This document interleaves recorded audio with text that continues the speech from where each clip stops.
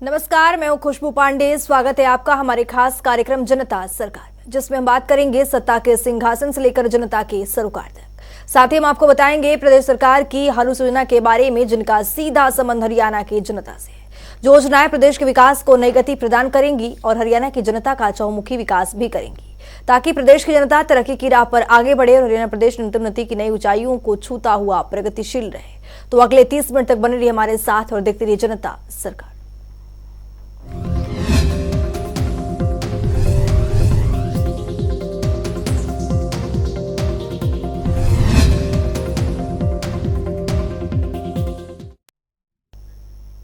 हरियाणा के मुख्यमंत्री मनोहर लाल गुरुवार को जिला गुरुग्राम पहुंचे, जहां उन्होंने सफाई व्यवस्था का औचक निरीक्षण किया।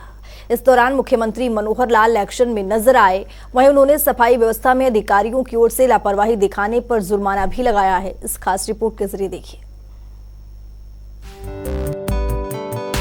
हरियाणा के मुख्यमंत्री मनोहर लाल के कुशल मार्गदर्शन में प्रदेश एक विकसित राज्य के रूप में उभर रहा है और हरियाणा सरकार प्रदेश को विकसित करने की दिशा में कई महत्वपूर्ण कदम उठा रही है। इसी कड़ी में मुख्यमंत्री मनोहर लाल प्रदेश भर में सफाई व्यवस्था को लेकर एक्शन में दिख रहे हैं। लगभग एक सप्ताह पहले मुख्यमंत्री ने शहरों में सफाई व्यवस्था दुरुस्त रखने के लिए जिला उपायुक्तों, जिला नगर आयुक्तों, नगर निगम आयुक्तों और कई वरिष्ठ अधिकारियों के साथ बैठक की थी, जहां मुख्यमंत्री मनोहर लाल ने अधिकारियों को निर्देश देते हुए कहा कि स्वयं या अलग अलग टीमें शहरों में सफाई व्यवस्था का औचक निरीक्षण करेगी।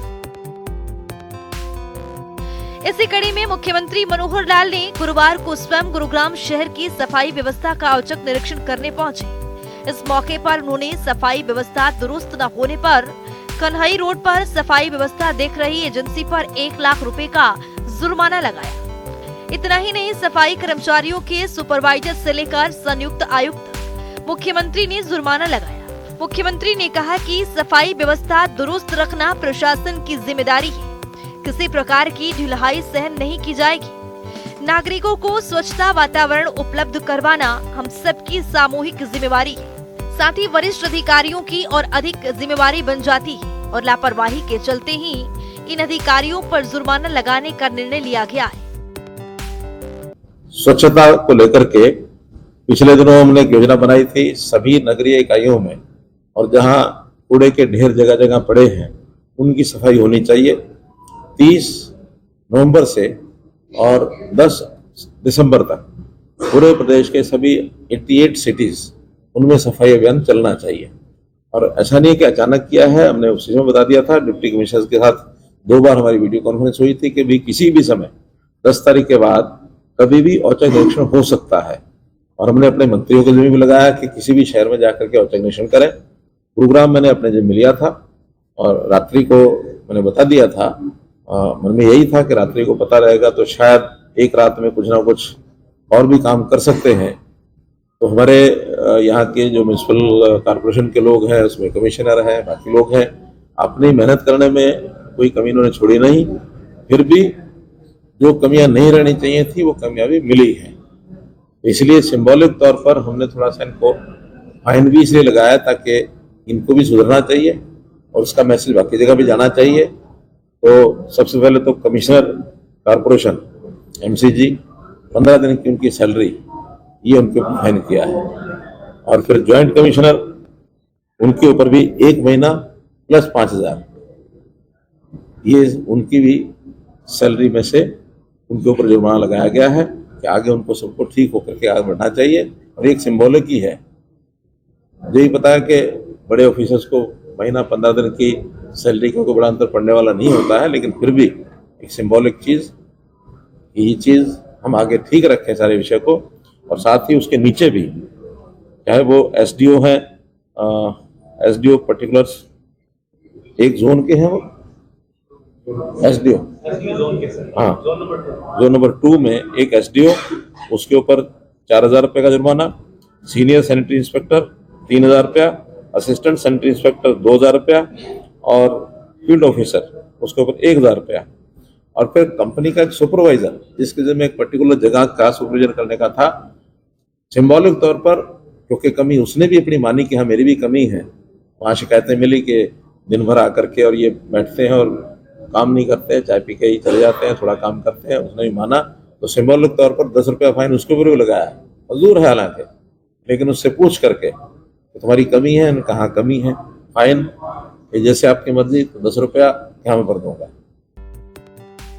इसके साथ ही मुख्यमंत्री मनोहर लाल ने नगर निगम के आयुक्त को 15 दिन का वेतन काटने, संयुक्त आयुक्त का 1 महीने का वेतन काटने के निर्देश भी दिए। तो आइए ग्राफिक्स पर नजर डालते हैं। मुख्यमंत्री मनोहर लाल ने गुरुग्राम शहर की सफाई व्यवस्था का औचक निरीक्षण किया। मुख्यमंत्री ने सफाई व्यवस्था दुरुस्त न होने पर अधिकारियों पर जुर्माना लगाया। मुख्यमंत्री ने सफाई कर्मियों के सुपरवाइजर पर लगाया 10 रुपए का जुर्माना। फील्ड ऑफिसर पर 1000 रुपए का जुर्माना। एडिशनल सैनिटरी इंस्पेक्टर पर 2000 रुपए का जुर्माना लगाया। सीनियर सैनिटरी इंस्पेक्टर पर 3000 रुपए का जुर्माना लगाया गया। ज्वाइंट कमिश्नर पर 5000 रुपए का जुर्माना लगाया गया। मुख्यमंत्री मनोहर लाल ने औचक निरीक्षण करते हुए बताया कि शहरों में सफाई व्यवस्था रखने में सफाई कर्मियों का अहम योगदान है। उन्हें समय पर वेतन न मिले ये प्रशासन की जिम्मेवारी है। इसलिए अगले 3 दिनों में सफाई कर्मियों की सैलरी जारी की जाएगी। साथ ही मुख्यमंत्री ने अधिकारियों को निर्देश देते हुए कहा कि आगामी 1 सप्ताह में शहर की सफाई व्यवस्था में गुणात्मक सुधार करें और अधिकारी समय समय पर जाकर सफाई व्यवस्था की चेकिंग भी करें। जो सफाई कर्मचारियों ने अपने अधिकारियों को बताई कि हमारे यहाँ जो इंस्ट्रूमेंट्स है वो कम है, उसके लिए इमीडिएटली हमको जैसे कुछ चाहिए, हाथ रेडी चाहिए, रिक्शा रेडी चाहिए, टिप्पर चाहिए। इसके नाते से हमने CSR के फंड में से, हमारे पास अपना सरकार के पास भी होता है, जो होता तो कंपनियों का है लेकिन सरकार के डिस्पोजल पर रखते हैं कि आपको किसी ठीक जगह पर इसको खर्च करना तो कर सकते हैं। उसमें से 1 करोड़ रुपया इनके लिए मंजूर किया है, जिसमें 200 हाथ रेडी, 150 रिक्शा रेडी और 10 टिप्पर, ये इमीडिएटली और उस CSR में से जो भी कोई फॉर्मेलिटी पूरी करके और तुरंत खरीदेंगे और बहुत जल्दी खरीद करके और ये सफाई के काम में लगा दिया जाएगा। इससे अधिक आवश्यकता यदि होगी तो कारपोरेशन अलग से उसका टेंडर करके और उनको छूट दी है कि कोई भी कमी खास करके जो इम्प्लीमेंट्स हैं उनकी नहीं रहनी चाहिए। मैन पावर यहाँ पर्याप्त है, आवश्यकता हो तो उसको भी बढ़ा सकते हैं। कंपनियों को भी ये कहा है, एक कंपनी पर भी फाइन लगाया आपने 1 लाख रुपया, जिस कंपनी ने रोड साइड पर जो नाले हैं, ड्रेन्स हैं, उसकी सफाई करके मिट्टी बाहर पड़ी हुई है 2-2.5 महीने से, तो उस कंपनी पर भी 1 लाख रुपया जुर्माना हमने किया है। तो ये सारे काम जल्दी से जल्दी शहर को सुंदर बनाने के लिए जो भी आवश्यकता हो, आवश्यकता सरकार पूरा करेगी। इनके अपने जो डिस्क्रिप्शन पावर है उसको यूज करें, और कोई चाहे कंपनी है चाहे इंडिविजुअल है, किसी को भी लापरवाही बरतने के लिए परमिशन नहीं दी जाएगी। 1 महीने बाद फिर से एक बार इसी प्रकार का औचक निरीक्षण दोबारा किया जाएगा। इस मौके पर प्रधान सलाहकार शहरी विकास DS ढेसी, जिला नगर आयुक्त PC मीणा, जिला उपायुक्त निशांत यादव सहित कई अधिकारी मौजूद रहे। जनता टीवी के लिए गुरुग्राम से आकाश खुराना की रिपोर्ट। मुख्यमंत्री मनोहर लाल ने हमेशा से खेल और खिलाड़ियों को बढ़ावा देने का काम किया है, जिससे आज हरियाणा के खिलाड़ी प्रदेश का नाम रोशन कर रहे हैं। इसी कड़ी में राष्ट्रीय खेल पुरस्कार 2023 से उत्कृष्ट प्रदर्शन करने वाले खिलाड़ियों को सम्मानित किया जाएगा।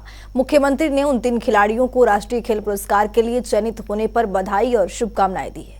इस रिपोर्ट को देखिए।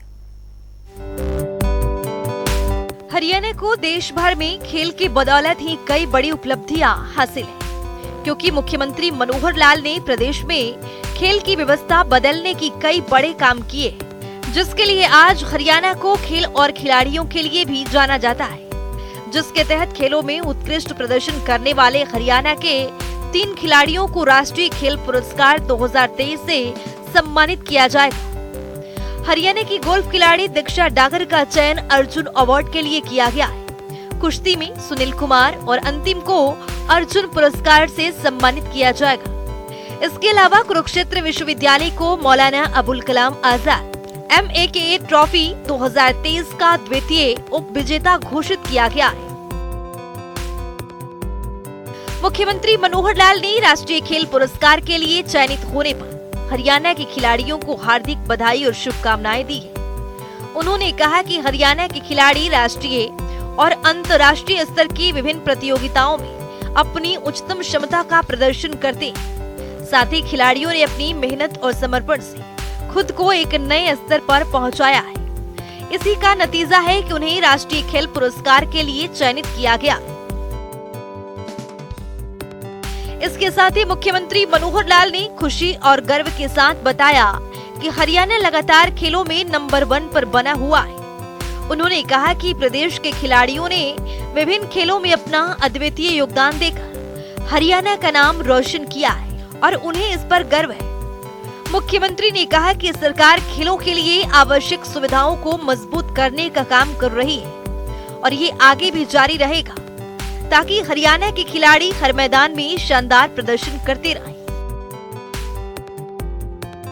वहीं युवा कार्यक्रम एवं खेल मंत्रालय ने आज राष्ट्रीय खेल पुरस्कार 2023 की घोषणा की है। खेलों में उत्कृष्टता को पहचानने और सम्मानित करने के लिए प्रति वर्ष राष्ट्रीय खेल पुरस्कार दिए जाते हैं।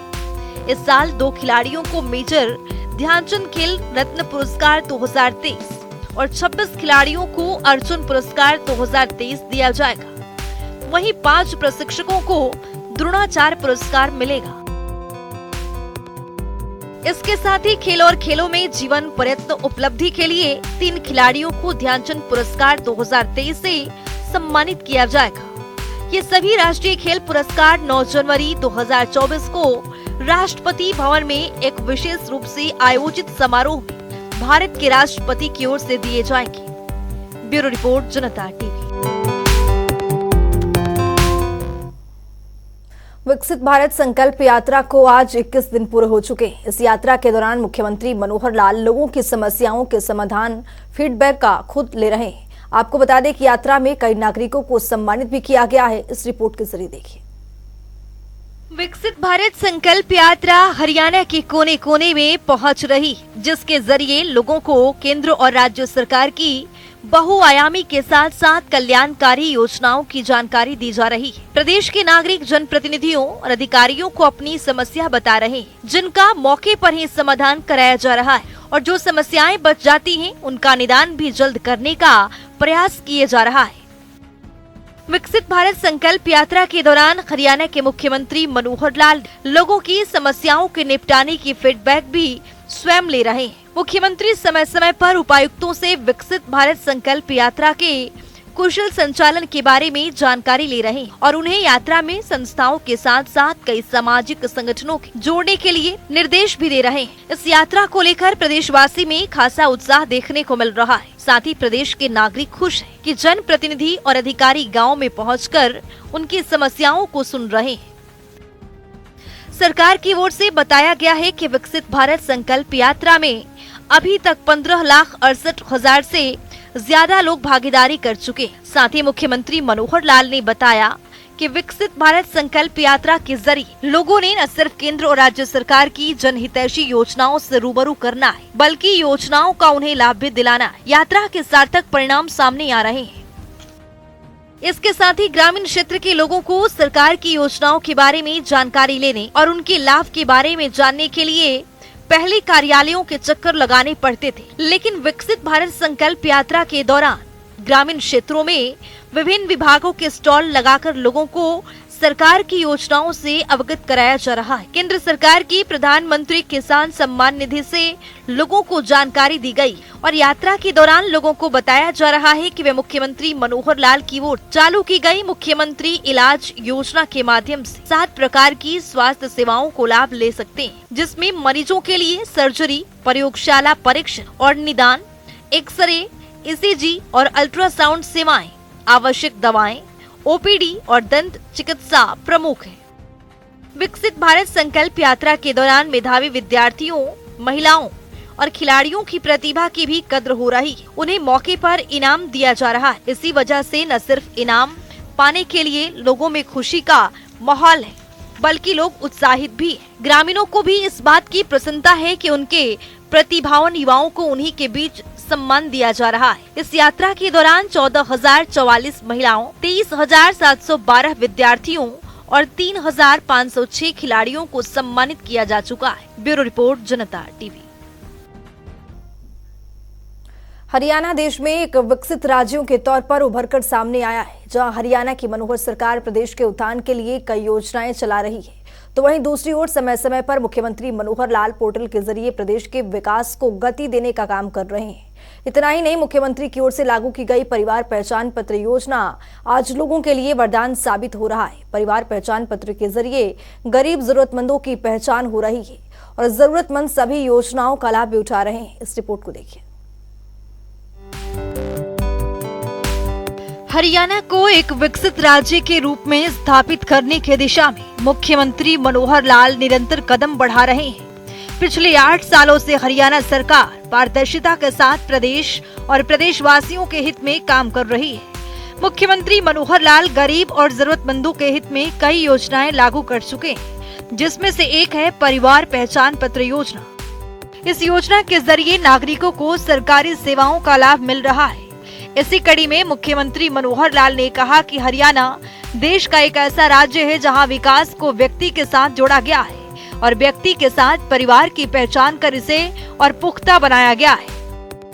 इसमें परिवार पहचान पत्र सबसे सशक्त माध्यम साबित हुआ है। इससे न केवल अंत्योदय परिवारों को चिन्हित कर उन्हें विकास योजनाओं से जोड़ा गया है, बल्कि उन्हें इन योजनाओं का लाभ भी समयबद्ध तरीके से उपलब्ध करवाना भी सुनिश्चित किया गया है, जिसको लेकर मुख्यमंत्री ने कहा कि प्रदेश सरकार का उद्देश्य है कि अंत्योदय का कल्याण सबसे पहले हो। इसी को ध्यान में रखकर सरकार ने सूचना प्रौद्योगिकी के माध्यम से ऐसे सॉफ्टवेयर विकसित किए हैं, जिससे समग्र प्रदेश का डाटा एक जगह उपलब्ध हो पाए।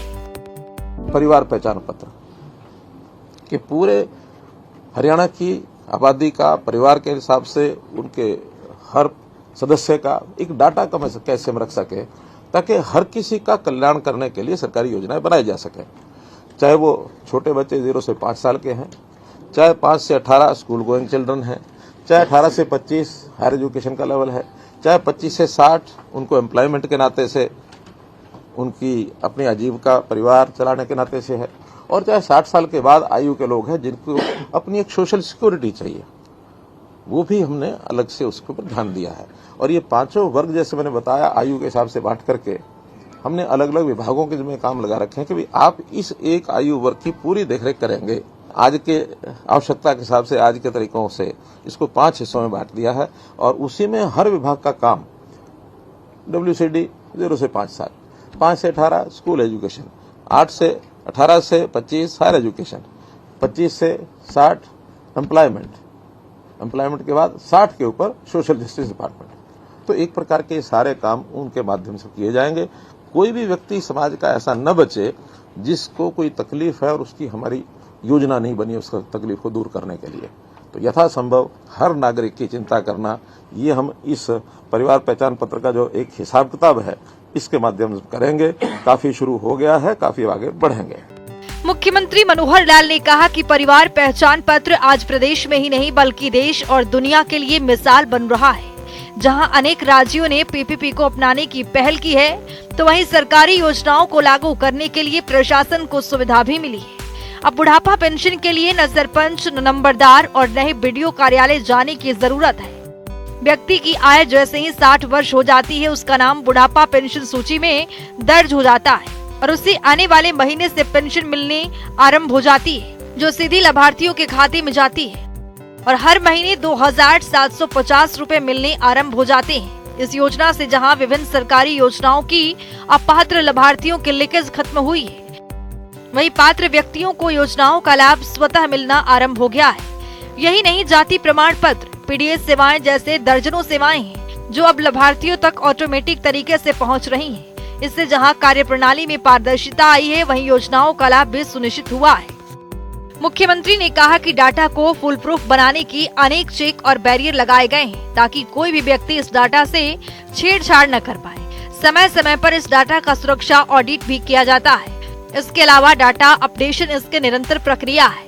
मुख्यमंत्री ने कहा कि समय समय पर प्रशासन की ओर से कमेटियों द्वारा न केवल डाटा की जांच पड़ताल की जाती है बल्कि कोई त्रुटि पाए जाने पर उसे अपडेट भी किया जाता है।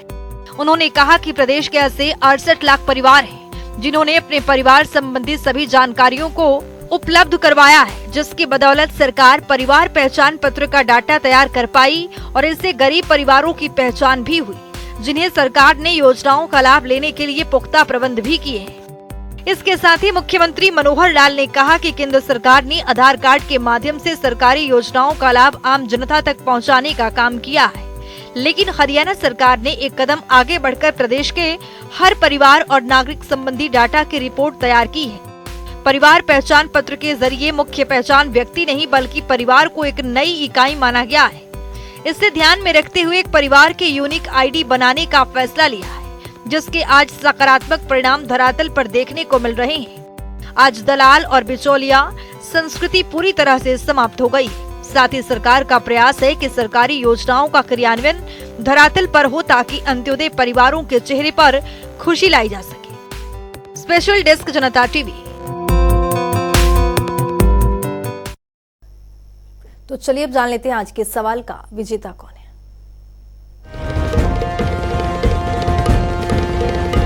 तो बात अब आज के विजेता की। जैसा कि आप जानते हैं, हर रोज एक नया सवाल पूछते हैं, सही जवाब देने वाले के नाम और तस्वीर अपने टेलीविजन स्क्रीन पर दिखाते हैं, साथ ही उसको उपहार भी देते हैं।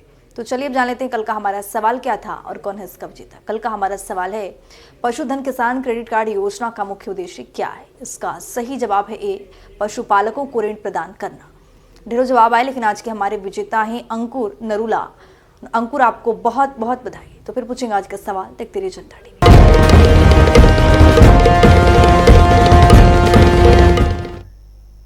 अब वक्त हो गया है आज की मुलाकात का। आज की मुलाकात में हम हर दिन नए शख्सियत से आपको रूबरू कराते हैं, उनकी कार्यप्रणाली पर बारीकी से नजर डालते हैं, जानते हैं वो तमाम योजनाएं जो बनी है हरियाणा की जनता के लिए। तो वैसे ही एक शख्सियत से जनता टीवी ने खास बातचीत की है। इनका नाम है वीरेंद्र सिंह, जो कि फरीदाबाद की ऊर्जा डिपार्टमेंट में प्रोजेक्ट ऑफिसर के पद पर काबिज है। सुनिए।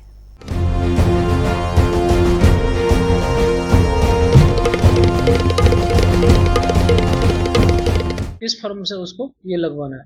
ऑनलाइन करने के लिए सिर्फ किसान को अपना फैमिली आईडी और फर्द खेत का जो रजिस्ट्रेशन है वो होना मैंडेटरी है।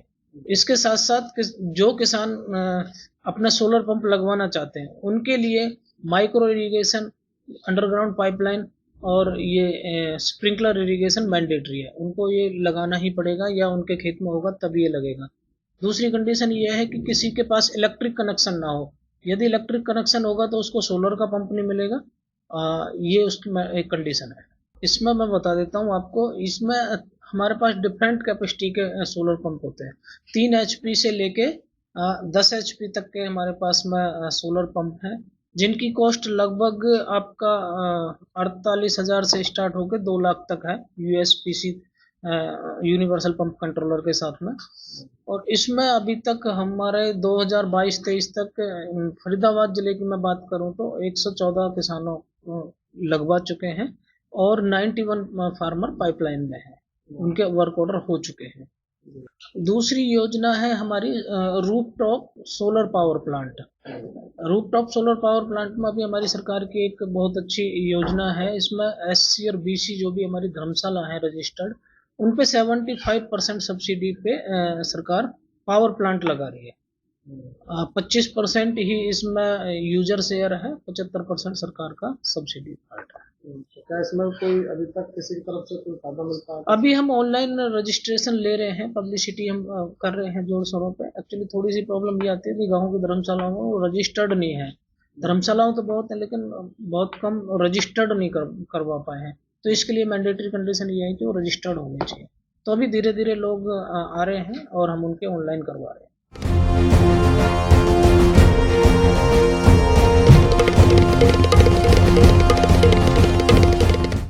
तो चलिए अब जान लेते हैं आज के सवाल में क्या कुछ है।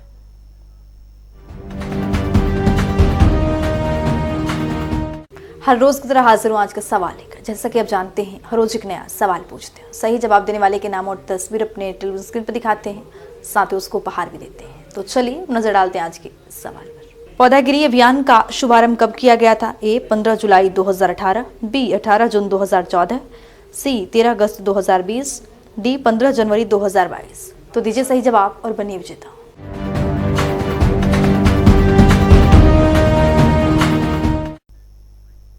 तो हमारे खास कार्यक्रम जनता सरकार में आज के लिए इतना ही। नमस्कार।